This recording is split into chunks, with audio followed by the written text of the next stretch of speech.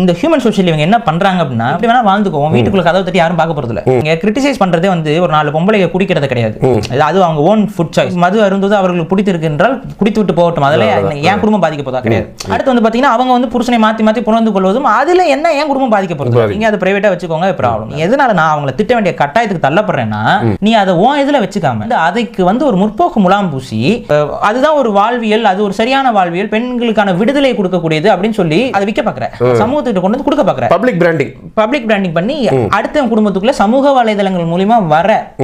அப்ப அந்த சமூக வலைதளம் மூலமா உனக்கு எதிர்ப்பு வரும்போது நீங்க பெண்ணிய சுதந்திரத்துக்கு எதிராக பேசக்கூடாதுன்னு என்னோட கலாச்சாரத்துக்கும் பண்பாட்டுக்கு நீ எதிராக செயல்படுவதை சமூக வலைதளத்தில் பேசும்பொழுது என்னுடைய சமூகத்திற்காக, என்னுடைய பண்பாட்டுக்காக, கலாச்சாரத்துக்காக, என்னுடைய வாழ்வியலுக்காக, என்னுடைய முன்னோர்களுடைய நெறிமுறைகளுக்காக நான் அவளை எதிர்த்து பேசக்கூடாதுங்கிறத யாரு தடை பண்றது? நீ பண்ணு, நானும் பண்றேன், யாரு சரியானதோ அது மக்கள் தேர்ந்தெடுக்கட்டும். சோ நீ ஏன் குறுக்கால நடுக்கால வந்துட்டு அது பெண்களுக்கு இது நீ ஏன் கத்துற?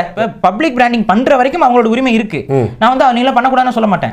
நீ பண்ணு, நானும் பப்ளிக் பிராண்டிங் பண்றேன். உன்ன நீ அதை பண்ணக்கூடாதுன்னு ஏன் வந்து என்கிட்ட சொல்ற? நீ அந்த கம்யூன் வாழ்க்கையே பேசிட்டு போ, நான் அதை இந்த பக்கம் பேசிட்டு போறேன், நீ அந்த பக்கம் யார் பக்கம் மக்கள் வராங்க, மெஜாரிட்டி. சோ அதை வந்து ஏத்துக்கிட்டோம். இந்த முட்டு கொடுக்க வர கூட்டம் தான் நமக்கு ரொம்ப கடுப்பா இருக்கு பாரு. நம்ம ஒரு கேள்வி கேட்க வேண்டியிருக்கு.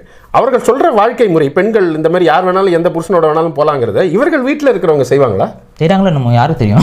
இந்த பெண்ணிய முறையும் இந்த பெண்ணிய சுதந்திரத்தையும் அவங்களால அவங்க வீட்டு பெண்களுக்கு வந்து இது பண்ண முடியுமா? அவங்களுக்கு தேவைன்னா அதை அவங்க செயல்படுத்தி கொண்டு போகட்டும். தனி மனித சுதந்திரமாக நீ உன் பொண்டாட்டி யார் கூட வேணா அனுப்பு, வா, விளக்கு பிடி, எனக்கு அது பிரச்சனை கிடையாது. நீ விளக்கு பிடிக்கிற விஷயத்த சமூக தளத்தில் கொண்டு போகும்போது உன்னை செருப்பால் அடிக்கிற விஷயத்த நானும் சமூக வளத்தில் கொண்டு வருவேன். நான் கொண்டு வரும்போது நீ எனக்கு ஒரு பிராண்ட் பண்ண பாக்குற, நீ என்ன பண்ண சாதி வெறியன், இது ஏன் இந்த தப்பா பொய்யா சொல்றேன்? நான் விளக்கம் கொடுத்துக்கிட்டு இருக்கோம்.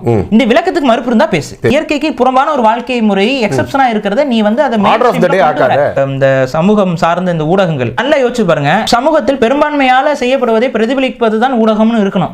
அப்படி பெரும்பான்மை மக்களுடைய வாழ்வியல் அல்லாத ஒரு விஷயத்தை தொடர்ந்து திணிப்பது என்பது இல்லாத ஒரு விஷயத்தை உருவாக்குவதற்கு எக்ஸெப்ஷன் ரிப்போர்ட்டிங் பண்ணி எக்ஸெப்ஷனையே வாழ்க்கையாக்குறது. இல்லாத சில கல்ச்சர்ஸ், இல்லாத சில வாழ்க்கை முறையை தொடர்ந்து இந்த ஊடகம் வந்து மனிதர்கள் மத்தியில் திணித்துக் கொண்டே இருக்கு. What do you think? Disgusting. Well, I think it's just a gimmick and I don't think any go in the right mind word. இது வந்து இதற்கு பின்னாடி ஒரு சினிஸ்டர் பிளான் இருக்கு, ஒரு வேர்ல்டு கண்ட்ரோல் சிஸ்டம் இதுக்கு பின்னாடி இருக்கு. இப்போ இந்த ஃபேமிலி யூனிட் தான் வந்து உங்களுக்கு ஸ்ட்ரிக்ட்டா நீங்க ஃபாலோ பண்ண வேண்டிய ஒரு கட்டாயம் இருக்கு. சுய ஒழுக்கமோ இல்ல அந்த வாழ்வியல் முறையோ இல்லைன்னா நீங்க you will be expecting everything. பல பெண்களோட போக ஆரம்பிப்பீங்க, தப்பு செய்வதற்கு வந்து நியாயம் கற்பிக்க ஆரம்பிப்பீங்க. உங்களுக்கு வந்து செல்ஃபிஷா வாழ்ந்துடலாம்ங்கிற ஒரு சிந்தனை உருவாகும்.